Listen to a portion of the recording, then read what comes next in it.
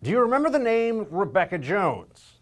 Well, during the height of the pandemic, the former dashboard manager at the Florida Department of Health made explosive claims that she was pressured by Governor Ron DeSantis to alter the state's COVID data in order to push for reopening. Well, new reports about the media darling suggest she, completely made up her allegations. In his latest piece, National Review senior writer Charles Cook concluded that Jones single-handedly managed to convince millions of Americans that Governor Ron DeSantis has been fudging the state's COVID-19 data. That's quite a big charge, quite an important thing to get to the bottom of. We've got Charles Cook now joining us to talk about his findings. Charles, good to see you. Thank you for having me. So in your piece at nationalreview.com, you outlined Rebekah Jones's history of highly shady behavior. You poked holes in her allegations. Just give us the backstory here for anybody watching of both why this is important that everyone know and what happened. Well, you probably noticed this if you've engaged at all online with the question of which states have done well and which states have done poorly throughout COVID. It's a bit of a problem for the people who said lockdowns were the only way, that Florida, which has an elderly population, is 27th out of 50 in terms of deaths. The way that the people who didn't believe that was possible have got around it, it seems, is to have fixated upon this idea that Florida has been fudging its numbers. So I had a look into this, and this conspiracy theory, and that's what it is, came from one place and one place alone. It came from Rebekah Jones, who is a dashboard manager, not an epidemiologist, not a scientist, not a data analyst, who worked for the Florida Department of Health last year, who was fired, not because she refused to fudge the numbers, as she now claims, but because she behaved terribly, as she seems to wherever she goes.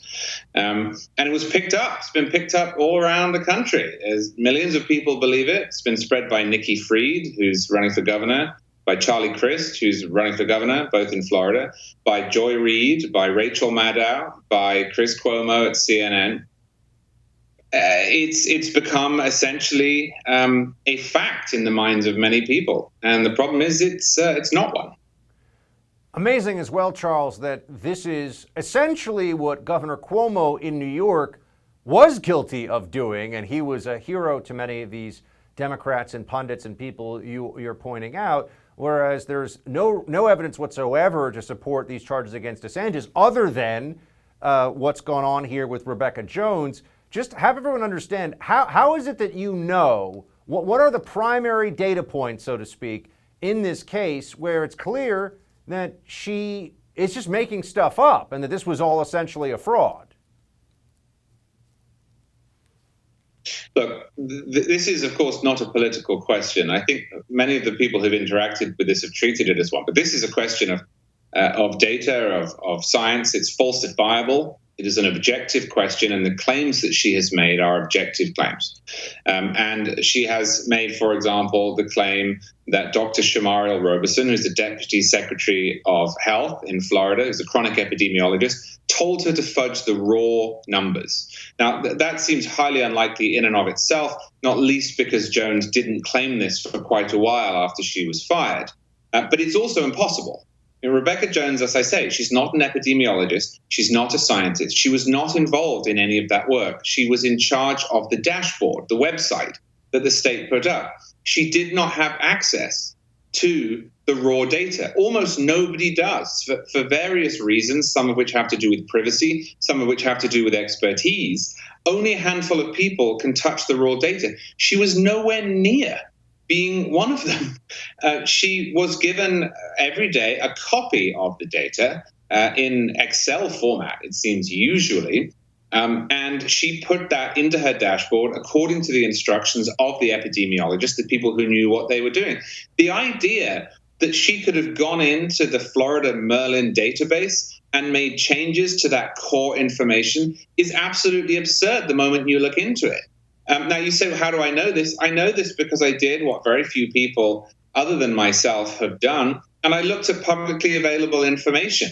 I didn't need to hide in a garage talking to witnesses. I just looked at the publicly available information. It's all there online. Her personnel file is there online. The details of her firing are there online. What she did at the company, the agency, I should say, is there online. There is no scandal here.